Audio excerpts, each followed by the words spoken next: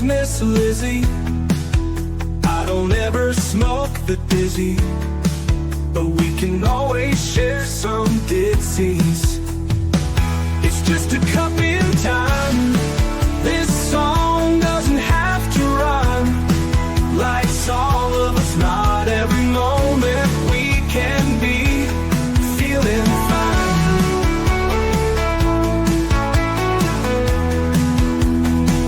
I wanna share a moment, just a second if you will, maybe even a cup of thrill. We could share this performance.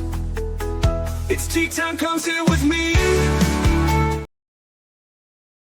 Good morning, people. Miss Liz in the house. That's right. It is a morning tea time. So this is a special tea time. I want to thank everybody for tuning in and joining us this morning. We have a guest coming all the way in from Malta. That's right. Christopher Mannino is here, and we're going to be talking about his book, Making It Up. That's right. We got a lot of good things going on this morning.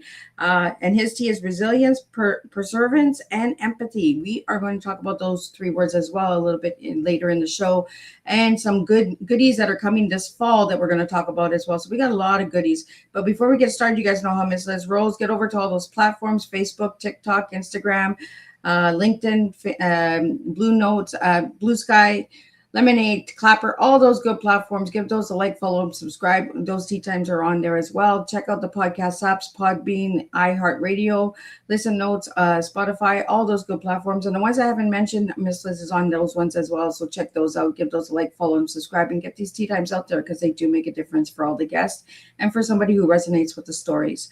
Also, jump over to babyboomers.org. Miss Liz is partnered with them. And if you're looking for something different that Miss Liz doesn't offer, there is over 50 different podcasts over there as well. So you can also get yourself featured on some of those podcasts if you're looking to be featured on different podcasts as well. So check out babyboomers.org. Let's get started with disclaimer and then a beautiful intro. And then we're going to get Christopher in here, and then we're going to spill some tea, and we're going to share his book about making it up. Disclaimer for Miss Liz's Tea Time live show. Miss Liz's Tea Time is a global platform dedicating to sharing real life stories, diverse perspectives, and meaningful conversations that inspire awareness, healing, and connection. I'm Miss Liz is going live using StreamYard. Before leaving a comment during the live broadcast, please grant StreamYard permission to display your name at StreamYard.com. Please be advised that all the content brought forward during any Tea Time show is presented in good faith. However, discussions may include opinions, beliefs, and perspectives that do not necessarily represent the views of Miss Liz or the Tea Time platform.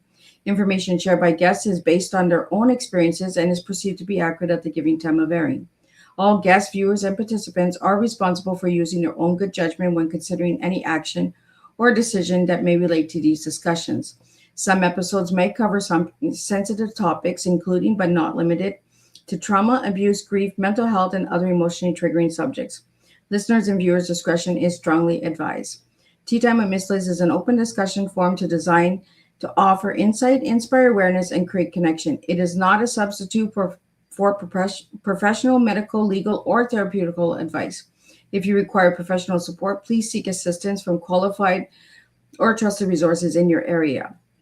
If you have any questions regarding this disclaimer or the content of the discussion, you are welcome to contact me, aka Miss Liz, directly at my email at bookingmissliz@gmail.com or visit my link tree at Miss Liz's Tea Time.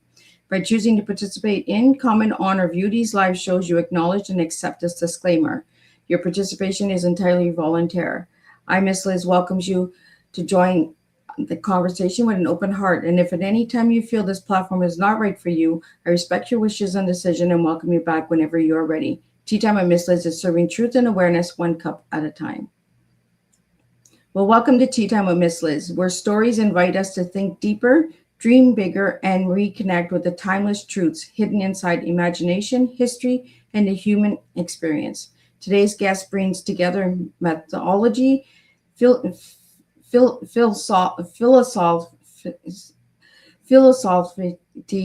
storytelling, and education in a way that challenges readers to explore not only fictional worlds, but the deeper questions within themselves. Please join me in welcoming Christopher Mannino, award-winning fantasy author, educator, methodologist, and creator of the Cinco Wilder Secrets series. I'm going to get him to pronounce it in case I'm mispronouncing it. Christopher's work blends epic fantasy and mythology, ethics, philosophy, and coming of age themes that resonates deeply with both young readers and adults alike. Through rich storytelling and layers characters, he explores courage, identity, sacrifice, destiny, and the choices that shape who we become. As both an educator and a storyteller, Christopher believes stories have the power not only to entertain, but to awaken curiosity, reflection, empathy, and critical thinking. Today's Tea Time will explore mythology and modern storytelling, fantasy as a reflection of humanity, identity, courage, and self discovery, philosophy, and ethics through fiction, the enduring power of imagination. Christopher reminds us that stories are more than escape. Sometimes they are maps, helping us better understand ourselves and the world around us. So grab your cup and join us for a thoughtful and imaginative conversation filled with wisdom, creativity, and real life tea, truth, experience, and awareness. And let me get Christopher in here and let's spill some tea. Welcome, Christopher. Hello, thank you so much for having me, Miss Liz.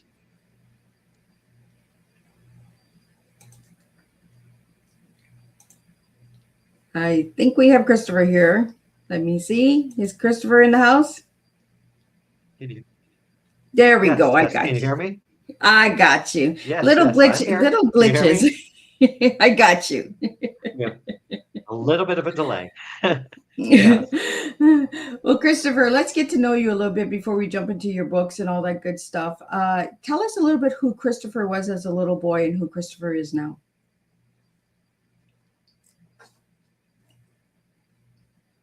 absolutely. Well, I was just Chris as a little kid, but I will say that I have wanted to write for as long as I can remember.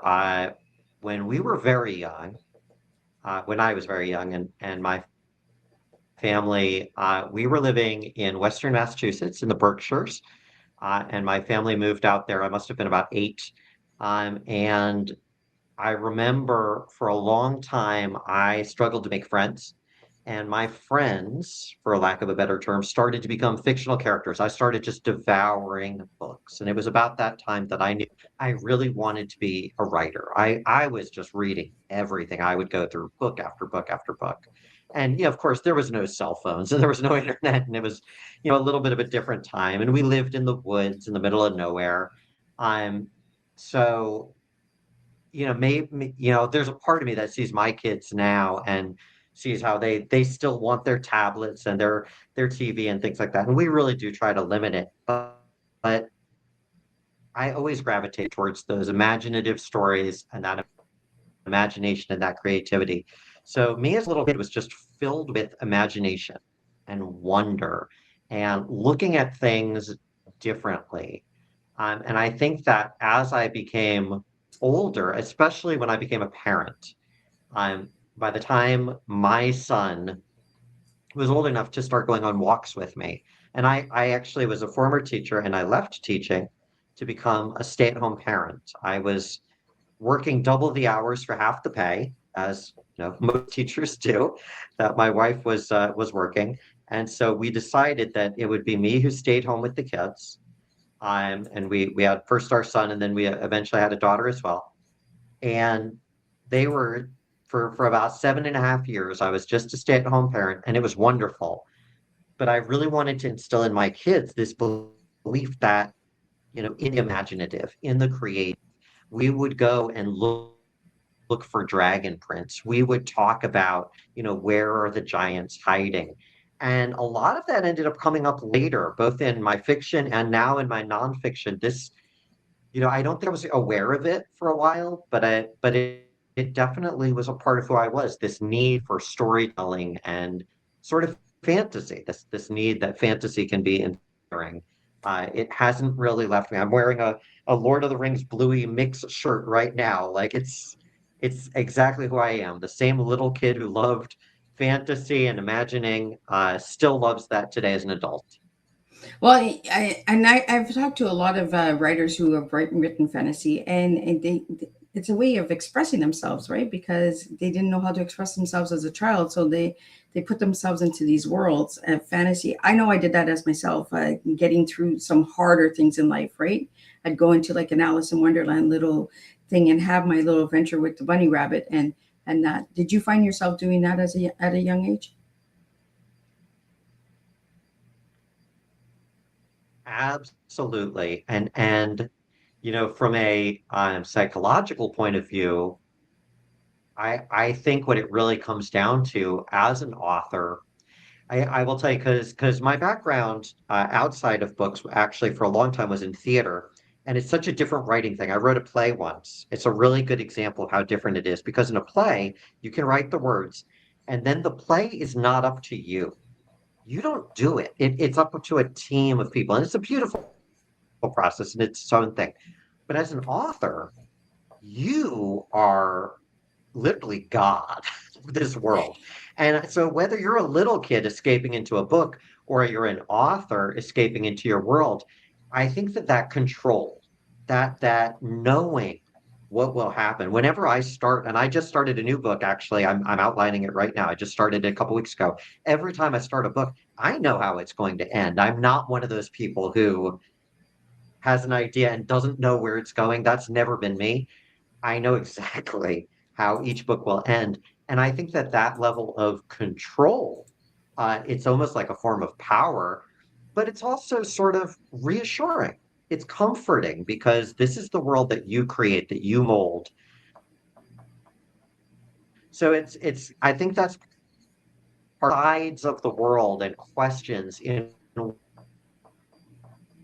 ways that I don't think there's any other medium that quite gets there, that allows you to look at things and think about things differently.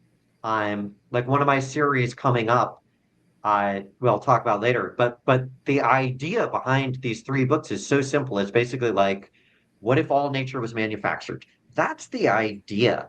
And boy, does it lead to some interesting discussions. And I was actually talking out the books with my kids. What would this look like? What does this mean? If this is an idea, what does that open up? And I think that really stretches your mind in new ways. It lets you kind of analyze things a different way than any other medium. I really do believe that. And it brings good conversation to the children, right? Because you get their point of view as well. Because you might see it as this way, but then when you talk to a child will see it completely different. And then you'll be like, oh, I never thought of it that way.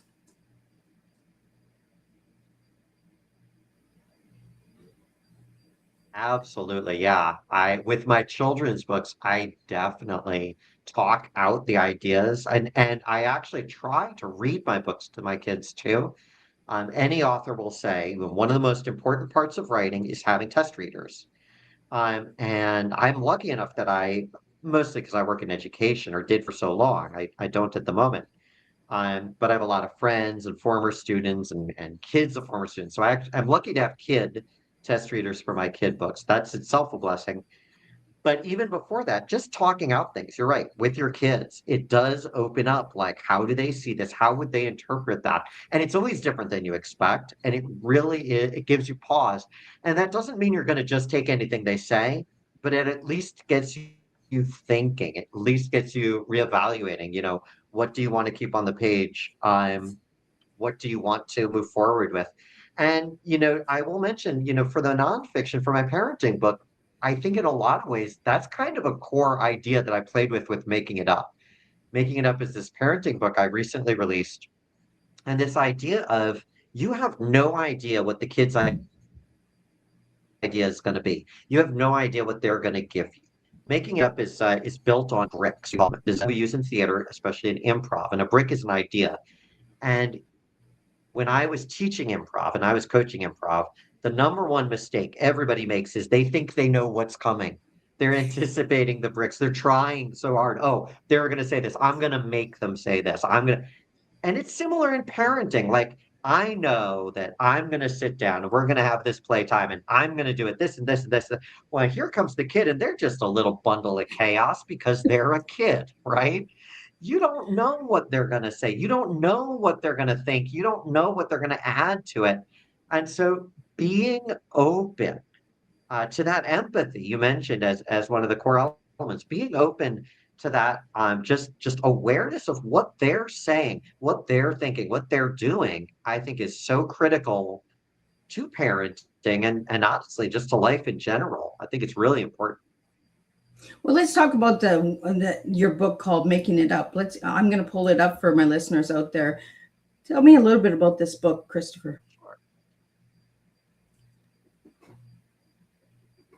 I'm holding it up too. Making it up, I it starts two ways. So about 3 years ago, I'm a Bluey fan. I'll go back a little bit. I've got this lovely. This was a Bluey shirt. The kids gave me for Christmas one year. It's really funny because it's Bluey mixed with Lord of the Rings, which are two of my favorite things. But 3 years ago or so, there was a woman, and I don't remember the publication. I want to say Newsweek, but she went in the magazines. This was a mother, and she was complaining about Bluey is bad, was her kind of piece, because it sets unrealistic expectations of parents. It's impossible parenting, and yet they're showing it in this show that the kids are watching. It was making her feel bad as a mom. And so all of the little Bluey fan groups, and I was in a couple of these, were all sharing this article and we're discussing it and talking about it. And I talked about this with my wife, and my wife just looks at me and it's like, "You're a writer, A, and B, people don't realize what's happening in Bluey because Bluey is so based on theater. Almost every single episode is just an extended improvisation. And people don't realize that if they don't have a theater background. So she's like, "You know how to parent this way. We parent this way, and you're a writer. Come on, Chris, write the book." So I did. And I started talking about like how can we parent this way? But the other genesis of the actual method, I really goes back to a deeper thing. Because as I was writing it, especially as I started editing it with the editor, I realized that a lot of this for me and my own parenting style actually really started long before that with the pandemic. And obviously, the pandemic is, you know, dystopia that we all lived through and we all were there. We all were trapped. And, like it was so stressful. And my son had been in school, my daughter had just been born. And suddenly, school's closed. The world is realistically closed. And I'm back to teaching, which I hadn't been expected to. I'm suddenly homeschooling, and I'm also trying to, I'm seeing the news daily. I'm reading these horrible stories. We have no idea when this is going to end. We were the shopping center where we were. The police were handing out the toilet paper because they were worried people were just going to storm it. It was like, how do you deal with all that and raise the kid? Because the kid is a sponge. My son was, I want to say like 5 at the time. He was just absorbing everything. How do you keep him excited, happy, resilient? How do you keep him persevering when you feel like, God, I'm in the middle of the end of the world? That's what it feels like. The movies have all come true. And that was the other key for making it up. What I realized that I was doing sort of accidentally is I was dipping into my own background as an actor. And there's this thing that if you've heard of method acting, that actors are trained to do, and this has been around for well over 100 years, but it's called emotional recall. And the way it works is you tap into a memory, a real positive memory of something that happened to you. This is what I started doing to kind of keep myself moving forward. In fact, during the pandemic, each morning I would get with my son, my daughter, we would take a little picture of the three of us smiling. And I was like even posting it positive pandemic positivity, something like that. That was my happy moment. So then later on, I'm going to doom scroll a little bit, or I'm trying to juggle teaching and this and, everybody's baking their own bread and, all the pandemic stuff, right? And, and we're wiping all the counters and everything. And my mind starts going a million places. Nope, I'm going to put it back on that smile. And instantly I'm going to become calmer. It's the same trick we use as an actor. It's the same way Romeo, if he's in Romeo and Juliet, pretends to be in love with Juliet. He's not. He's not really in love with her. And he's really not dead at the end of the show. He's got to do another show tomorrow. How do you fake that? How many times has he got to Is die, right? you do it by tapping into these memories. Right. And man, if it's a long run, it's going to be a lot. But you have to tap into these memories. You have to tap into these emotions because otherwise it's not real. And actors, whether they're the most professional seasoned actors or they're new actors, they're constantly looking into ways. This is a trick we use as actors because you have to keep it fresh. You have to keep it real because once it's fake for you, once it's a lie for you as an actor, then it's an instant lie for the audience. They will check out. Same thing with a parent. If you are stressed as a parent in real life, guess what your kid is? They're stressed. If Yeah. you are sad, your kid is sad. And so, and if you're angry, if you had a hard day at work, your boss yelled at you or you didn't make your quota or whatever, and you come in and you're trying to play with your little kid and that's on your mind, that's what the kid picks up. And they pick up that you're mad at them and it's their fault. And maybe they didn't meet their quota and they don't even know what a quota is and so on. And so it's so critical for you to kind of go into this with that empathy and that perseverance. Yeah, that's how the book comes about. Sorry, that was a long answer, but that's how it comes from those two things. The Bluey style improvisation is one pillar, and then the method acting style, what I call the anchor, is the other. And together, it's a beautiful method, and it genuinely makes a difference with your kids and in your life. Well, I want to talk about a little bit about that book because in the book, you have where I want to get over here. Stop dodging meltdowns and start chasing dragons 10 minutes a day. What's the 10-minute a day exercise? So if you're doing what I call it, the making it up method. So if you're doing the method, it takes 10 minutes a day every day. And what it is for 10 minutes, you're giving this absolutely active playtime. This goes back to that Bluey idea. The mom who is complaining, this is impossible. No, it's not. A. And B, what she's seeing, because every episode of Bluey is 7 minutes long. What she's seeing is 7 minutes of concentrated playtime. Both parents in the show have jobs. Both parents in the show have lives outside the kids. And I love that you get to see that every now and then, even though it's through the kids' point of view, even though it's a show for kids, the parents watching it see these little glimpses of a mom and dad's other kind of world. But for that limited amount of time every day, they are all in. And what makes the show successful and what makes them good parents and what makes you a good parent, if you're kind of doing this, is for 10 minutes every day, you're not on your phone, you're not, having the TV on in the back, and you're not doing anything else. You're just playing with your kid. That's it. If you have young kids, especially like 5 to 8, or really 4 to 9, that's your key age. They need that. They need that time where you are just intensely playing with them one-on-one. And I walk through ways to do it. So I teach kind of the rules of improvisation and how you can do it as a parent. I teach the anchor method and how you can use that resilience, that method I talked about using a memory.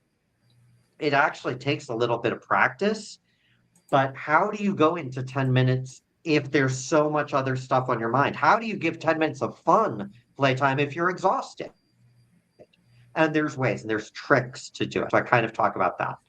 I also talk about that it's okay to set when it is. If the kid comes up to you, they've just got home and they want 10 minutes right then, and you're not free. Let's say you're in the middle of doing a tea time with Miss Liz. Yeah, that's okay. You say, I'm going to give you your 10 minutes a little bit later. That's fine. I literally had this conversation an hour ago with my kid, and that's 100% okay too. It's okay to set those boundaries.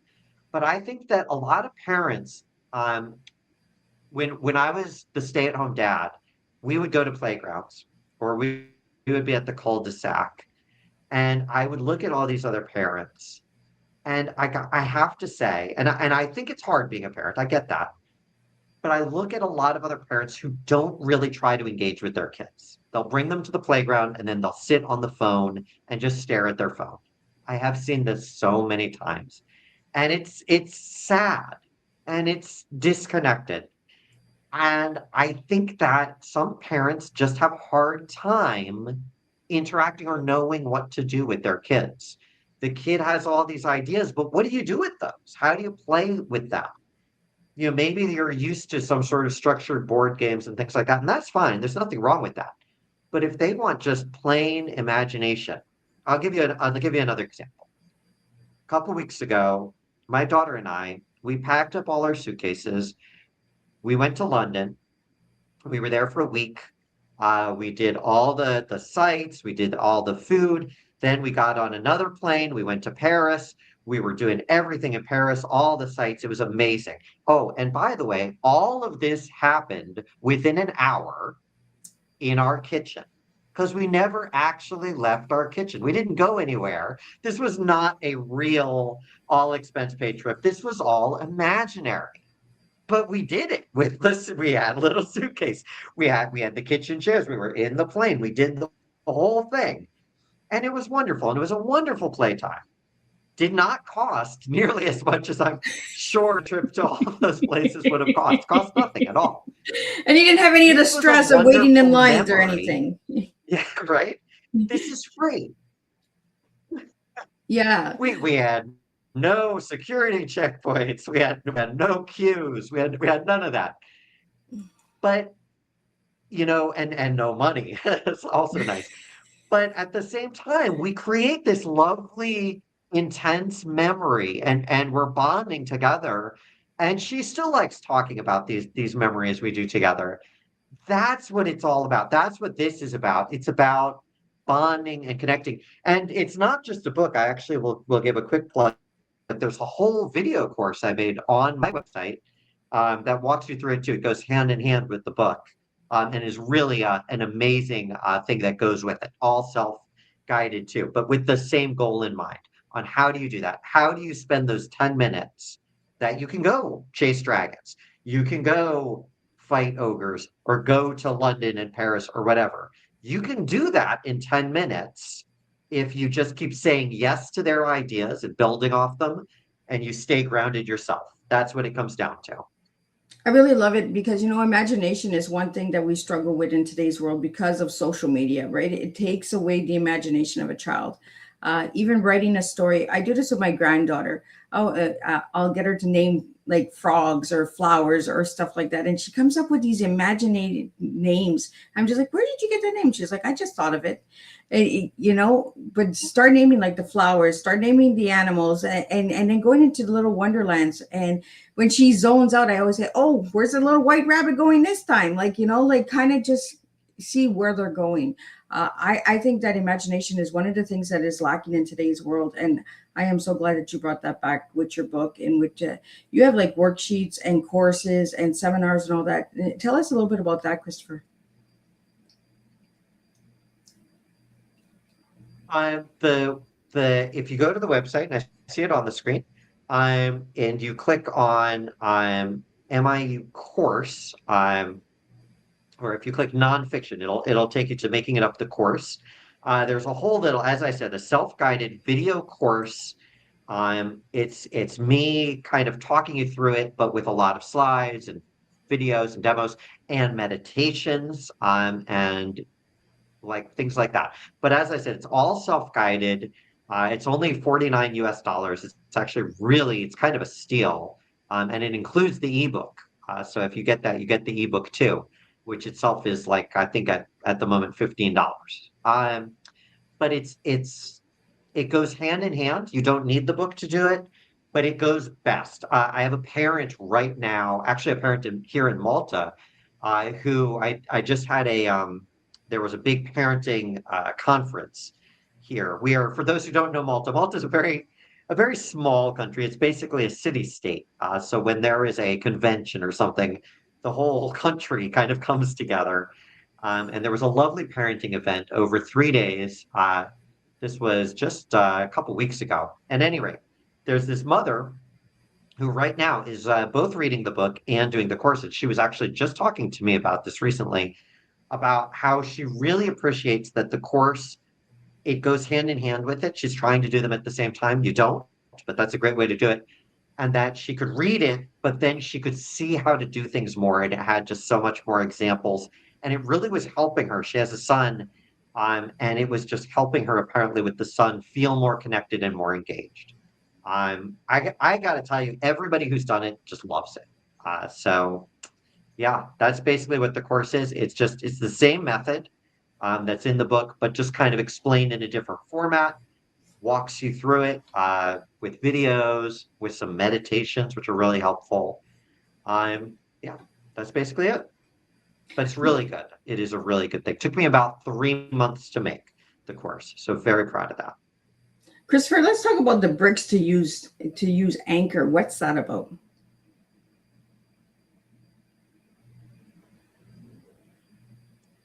Sorry, can you say that again? I found bricks to use Anchor. What is that all about? What are the bricks? So the bricks and the anchor are two different things. I will explain. So hold on. There's actually a lovely picture in the book. I'm like tempted to turn to it if I can find it, but I'm not sure I'm going to be able to find it. The book is illustrated, not by me, by a lovely guy in London, Corey Reed. I've never met him personally. Here. I actually show the back of the book. If my camera agrees, my camera is being fussy, but on the back of the book, oh, there it sort of is. I don't know why it's trying to blur it. Is a picture of kids building a castle, and they're building it with bricks. So a brick, what we call a brick, this is from improvisation, and improvisation for a lot of people is a little bit of a scary term, and theater I know is also a scary term. This is not whose line is it anyway? I really want to emphasize that. This is not improv that you go to an improv show because, excuse me, improv has a sort of reputation of being funny and silly. And it can be, and improv can be funny. There's nothing wrong with funny improv. But things like that, like Whose Line especially, they sort of give it this, oh, it's just all about the gags. It's meant to be funny. Not exactly. Improv, in its purest form, is actually one of the oldest forms of theater. You could argue it's the very earliest. The myth we do in theater education is the first theater, the very first theater, long before the Greeks and Thespis and all that. The very first theater is caveman comes home from the hunt, and cave woman is like, where have you been? And instead of answering out loud, he acts out the spear and hunting the mammoth, whatever. Obviously, no, nobody knows if that really happened, but that's just an improv. And improvisation is something you're making up on the spot. But to do improvisation with other people, it involves bricks. And a brick is an idea, it is a unit. A brick is anything, and it is the smallest unit possible. If you're cooking or you're doing whatever, and the kid wants to play with you, and the kid walks in and says, Dad, I'm flying. Help me find the dragon. He has given you more than one brick. You are dad. Now, that might be who you really are, but he didn't have to say that. That's a relationship. That's a brick. I'm flying. He's flying. That's a brick. We know that he is flying. He's looking for a dragon. That's a brick. So he gave you 3 bricks. Ideally, in a scene, and to go back to that picture of the castle they're building, ideally in a scene, what happens is you and everybody else, if usually they're done in 2 partner things, they're putting bricks one at a time so that the tower goes up. I used to teach high schoolers for years. I taught high school theater. And when we started improv, I would actually draw a similar picture to that. Because everybody who would try to do these 2-person scenes would go in and they would either have all the ideas or none of the ideas. The scene doesn't go up. The tower doesn't build. This is the secret to Bluey as well, to go back to Bluey. Why does Bluey work? Because they're using bricks all the time and they're saying yes. There's a specific episode of Bluey, Joe Brum, the creator, he's very versed in theater. He knows what he's doing. As does the whole team. And I've met a number of them. They're wonderful people on this. But there's this one episode in particular called Octopus. It's a first season episode, but it may be the episode where he kind of acknowledges it the strongest and breaks the third wall. Because this is an episode that doesn't take place in Bluey's house, it's in the friend's house. And they're trying to figure out why they can't play like Bluey. Why is it failing? And at the end, the kind of realization, the climax is wow, well, we keep saying no to each other. What happens if we say yes?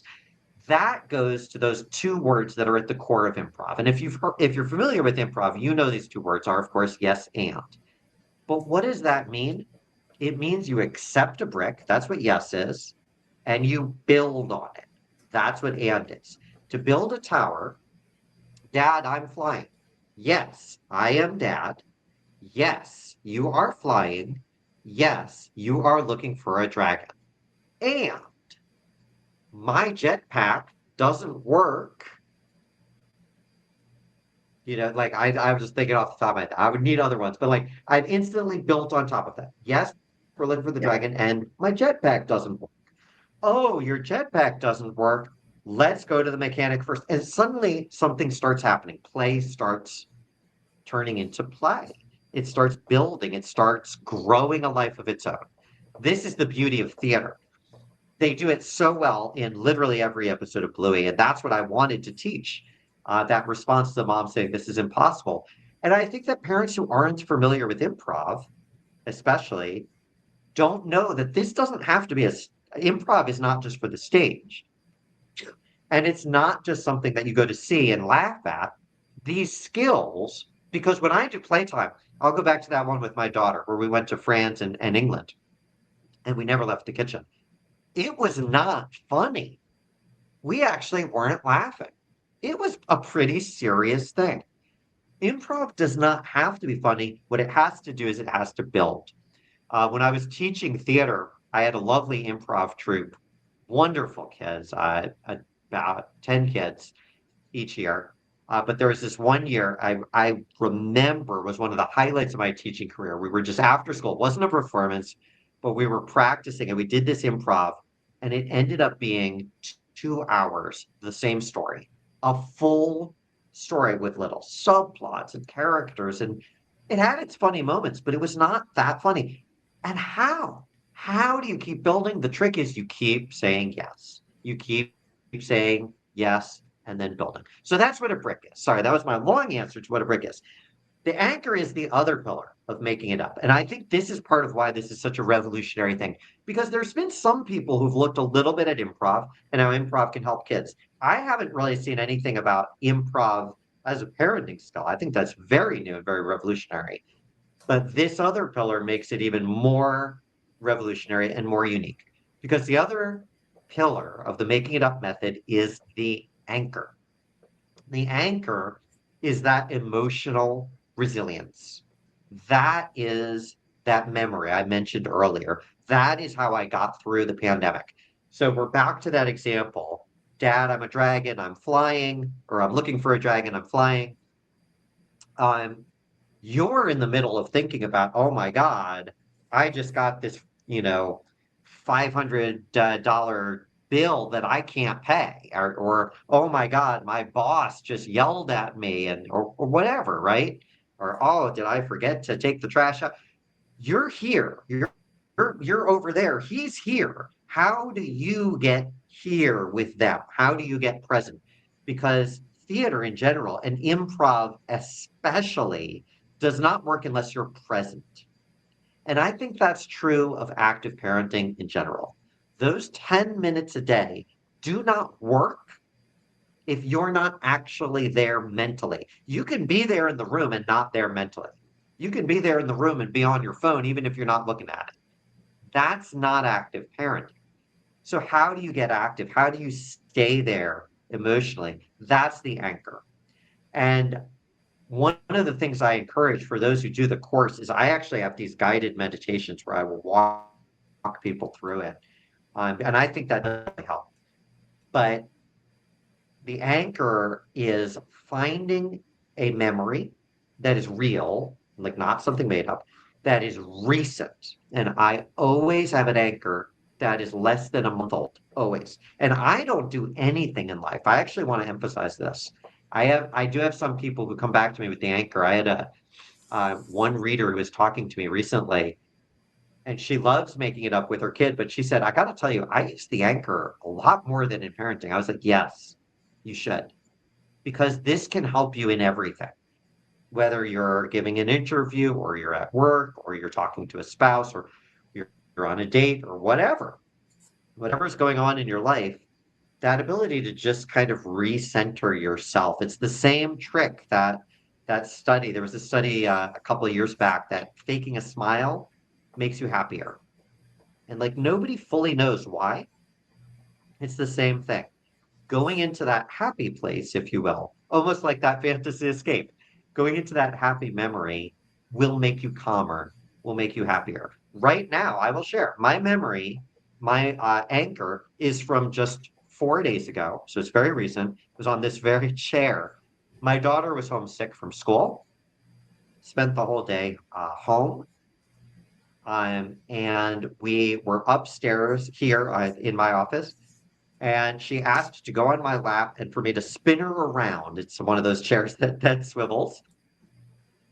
And so she spun me around, and then she started kind of going up to my cheek and blowing raspberries. And we both just started laughing, and we couldn't stop laughing. That's it. That specific moment of laughter feels so good. I can picture it. I can basically feel it in my mind. That is my anchor. That keeps me centered no matter what else is going on or what stresses come my way. That's how I dealt with the pandemic. That's how I deal with parenting. So those are the two pillars of the method, the bricks and the anchor. Well, let's get into a little bit of methodology. What got you into that, Chris? Hmm. I have always loved myths. Excuse me. I think I think it's the same thing about seeing the world differently and through an imaginative lens. I think just growing up and having that fantasy and the daydreaming. And then I started reading myths. I started reading fictitious versions. One of the earliest books I read, or four books, Evangeline Walton in the 70s, possibly late 60s, has a fictitious version of the Welsh Mabinogion, which is an actual myth cycle from Wales. But she had sort of serialized it. It ended up being serialized more popular for kids by Lloyd Alexander. I actually have, and like these are stories. And so that I actually got into the Welsh myths first. Then I started like looking up Greek and Roman myths and some Hindu myths. And like, I don't know, I just really enjoyed studying it. My degree as an undergrad was in history, but history, I found that mythology, it allows cultures to kind of shape the way they tell stories. And one of the things in Malta, for you or anybody watching who's not aware, Malta actually has the second oldest human structures in the world. The second oldest that we've found. The oldest is in Turkey, but the second oldest is here. And these are buildings, and I've been to a number of them. These temples are older than Stonehenge, older than the pyramids. They're thousands upon thousands of years old. And you go and they're huge, like Gigantia in Gozo, which is the neighboring island. It's basically 2 stories. It means Temple of Giants, basically. And, and then you're just trying to wrap your head around what did these people, and nobody really knows what story these people were telling. I mean, the people are long lost now, but like, what were these people telling each other? How did they, view the rest of the world? When they looked up at the stars, what did they see? There's all these lights up there. What are those? What's that big circular light that keeps changing shape?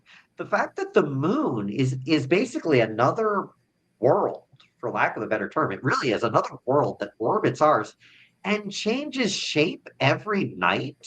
If you're an ancient person, like that's really mind-boggling. And so I kind of love to think about early answers to those. And then as I became a fantasy author, I loved to play with different explanations, um, different reasons that that might be happening. I think that's really fun too. The book coming out in the fall, the first one, Starkeeper, really plays with that idea of what are stars? What is the moon? What if they're all completely different? And I enjoy playing with that a little bit, changing the mythology. I think that's really fun. Well, Christopher, let's talk about some of those books that are coming in the fall, because you have one in September, October, and November. So tell us a little bit about each of those books. Absolutely. So there are three books coming: Starkeeper, The Autumn Turners, and The Story Spinner. These are not exactly a series. They're all set in the same world, but they're each a standalone story. And as I said earlier, sort of the idea is nature as sort of manufactured. That was the idea I was playing with. So in the first book, it's about a poet, an aspiring poet. He wants to be a poet, but instead he's forced to do this boring job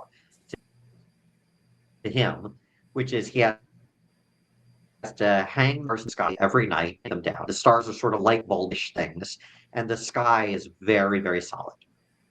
And in this particular world, that is a bad task, and he doesn't want to do it. And he's sort of hoodwinked by the man in the moon. The man in the moon is the villain, and he's an actual man, and he's jealous of his sister, the woman in the sun. And as part of his tricking Jack, the main character, Jack ends up breaking all of the stars. So he has to make new ones. And it's this lovely book. It's this very imaginative, very visual world about this boy and his companion, who's a girl, and their journey. And they're on top of the sky, they're beyond the sky, they're creating new stars, they're trying to figure out what stars really are, which is part of the story. And it's also a story because a lot of my books have sort of subtle messages too, and this one does as well. It's actually a book about overcoming jealousy. So I mentioned the man in the moon is jealous of the sun. Jack at the beginning is jealous of everybody who gets to do different jobs. It's about overcoming that. And the villain, if you will, ends up being envy is a physical, it sort of takes a physical form. I played with that Shakespearean envy as the green-eyed monster from the Scottish play. Um, and so there are these literal green-eyed monsters that sort of take shape.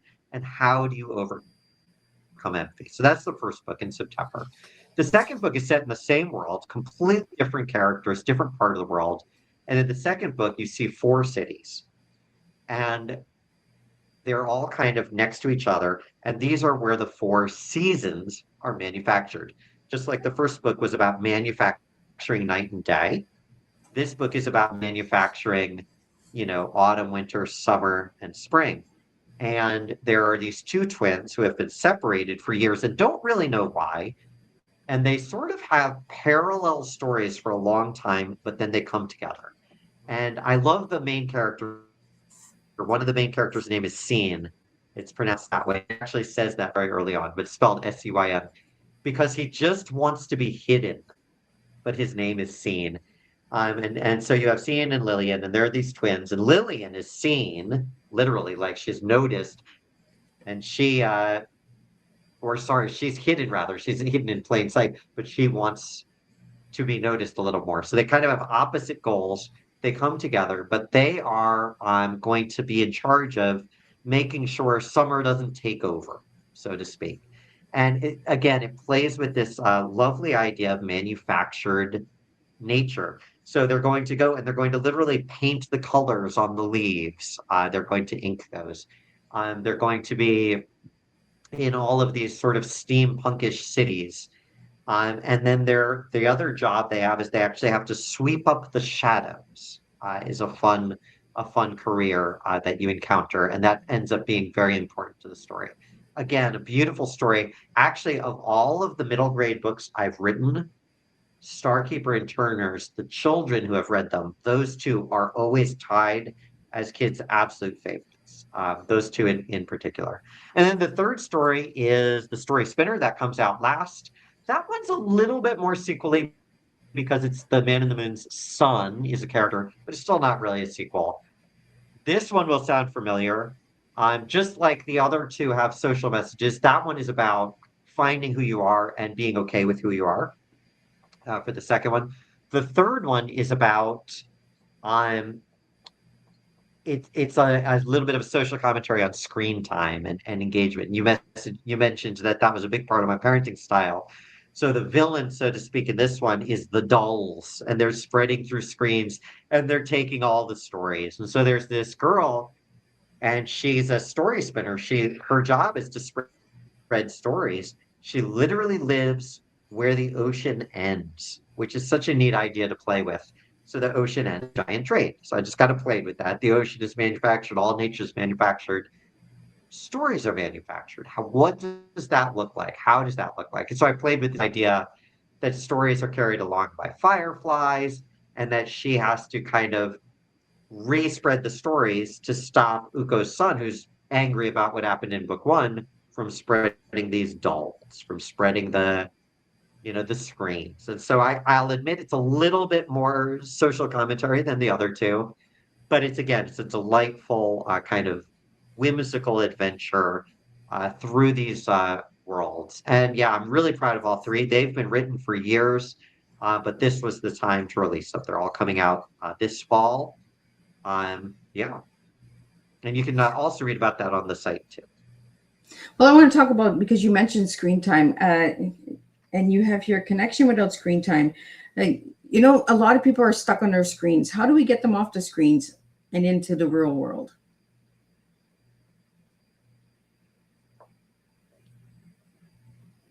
It's not easy. I will fully admit I use my phone as much as everything. I have the same issues. I don't fully. I think that the imaginative play helps. I think that for the kids, having time that you're devoted to them outside of a screen and where they can see you doing things outside of a screen is helpful. I am at the same time, I'm not anti-screen entirely. I mean, I think that that's too much the other way. Like realistically, in today's world, my kids will need computers no matter what they do. Everything needs computers, right? Even if it's just for an interview, they will need to know how to use computers. My daughter, actually, who's only 7, we had her practice coding an app. Again, we still want them to have the skills. We still want them to have the awareness to succeed. That said, you have to find things to do. I will admit, for us, part of why we are slow traveling the world, this is our answer. Now, this is obviously not for everybody, but part of our answer to get away from screens is to constantly have more things that excite them. We're in a country where you can go and, explore Roman ruins or ancient temples or medieval cities or stunning coastlines and talk about that. And we will go to the coast. And it's actually a country that's both ancient and very, very young. Malta, as an independent country, is only 50 years old. And so we talk about that too. What are the issues here? What are they doing about it? What do you, as children, my kids are 7 and 10, but they're old enough to have these conversations. And I think that's the key, is the conversations.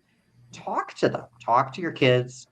To get you as an adult off of screen time, I think you just got to make the effort and go and really make an effort to go somewhere new and go try something new. I know I do that. And that's something I would encourage everybody to try. I'm seeing some comments pop up, and that looks fun too. Well, we have a question here for you from Todd, and it is, what's next for you? Any upcoming projects or books we should watch for, besides the ones we mentioned that are coming in the fall? Oh my gosh. So when I try to explain to people how productive I am, it's this is a little bit of my neurodiversity, but I wrote 30 books in the past decade. Now, granted, 10 of them are picture books, but 20 of them are not. So I did just release a free novella on Royal Road. Give that a try. If you're on Royal Road, that's absolutely free, and it's fun, and it's funny, and it's very silly. It's called Parent Quest. Um, that was one of my newest. But next for me, I'm always writing. Um, and I have a lot of books on the back burner. My last agent sadly left the business, so I am in the market for a new agent, but hopefully that gets resolved.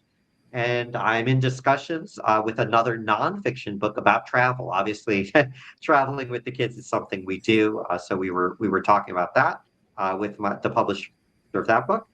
And yeah, so just constantly writing. And I will say, in terms of what's next for me, I think the biggest difference, obviously, I'm in American rather, but now living in Europe. I think the biggest difference in Europe is this de-emphasis on productivity.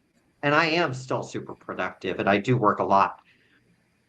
But in America, in the United States especially, the first thing anybody asks you when you meet a new person is, "Hey, what do you do?" And it's this idea that you are your job. Here in Malta, nobody cares at all what you do for work. I have friends who I've talked to for ages, and they don't even know what I do as my day job. And that's fine.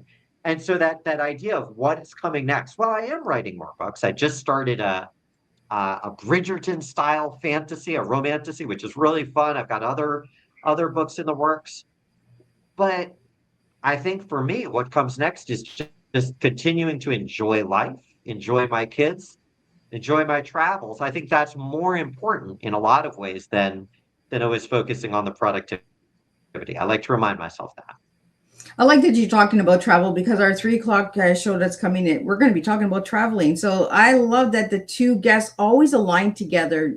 For some reason, the universe does this and they just put my guests together. They're booked at different times. And I just love that you're talking about travel, Christopher, because the next guest that's coming at 3 o'clock is going to be talking about travel. So we have a question here from Profit Power. If you could leave the viewers with one message today, what would it be, Christopher?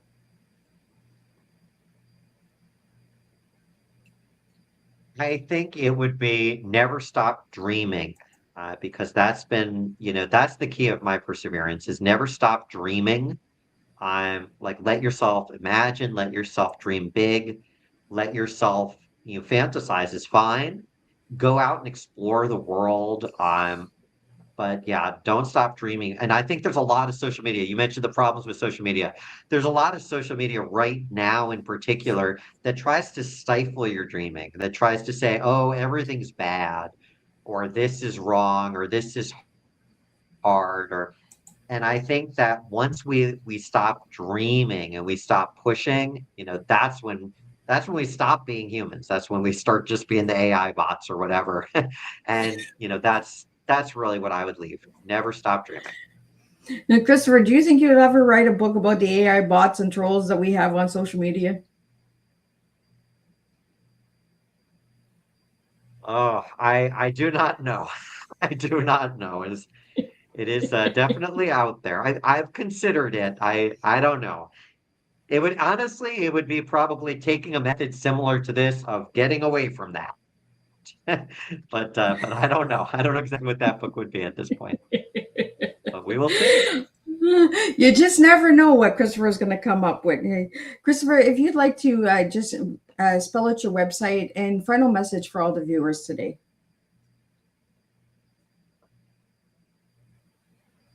Absolutely. So it's on the screen too, but it's just my name is the website ChristopherMannino.com. ChristopherMannino.com. That's it. Thank you so much for having me, Miss Liz. Really appreciate it. And your final message for everybody today. I know you said never stop dreaming, but what is your final message for the parents out there?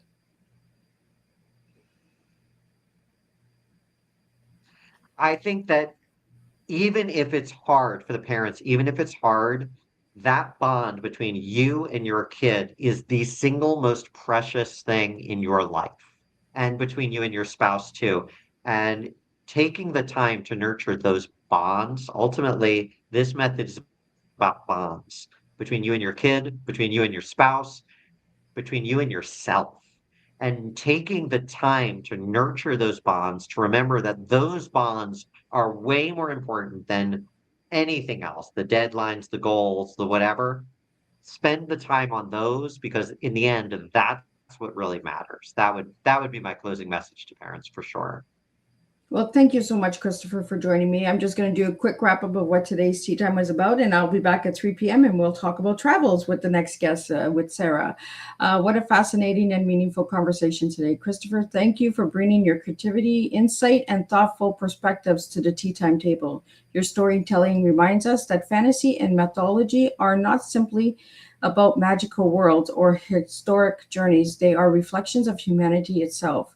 Today's conversation expanded imagination, philosophy, ethics, identity, courage, and the timeless role stories play in helping people make sense of life's challenges and possibilities. One of the strongest takeaways from today is this: stories shape how we understand ourselves. Through mythology, fantasy, and fiction, readers are often invited to face fears, question beliefs, discover resilience, and recognize the complexity of human nature in ways that feel deeply personal and transformative. You also reminded us that imagination is not childish, it is powerful. It expands perspective, fuels creativity, and helps people envision possibilities beyond limitations. Here's some food for thought to leave with everyone today. What if the stories we are drawn to most strongly are actually reflecting the lessons, strengths, and questions we are meant to explore within our own lives? Because every hero's journey begins with the courage to step into the unknown. Thank you, Christopher, for continuing to create stories that inspire thought, wonder, and meaningful reflections. Until next time, keep sharing stories that awaken imagination, keep exploring the deeper questions, and keep serving real life tea, one conversation at a time. And I'll see everybody at 3 p.m. with the next tea time, and we'll do this all over again.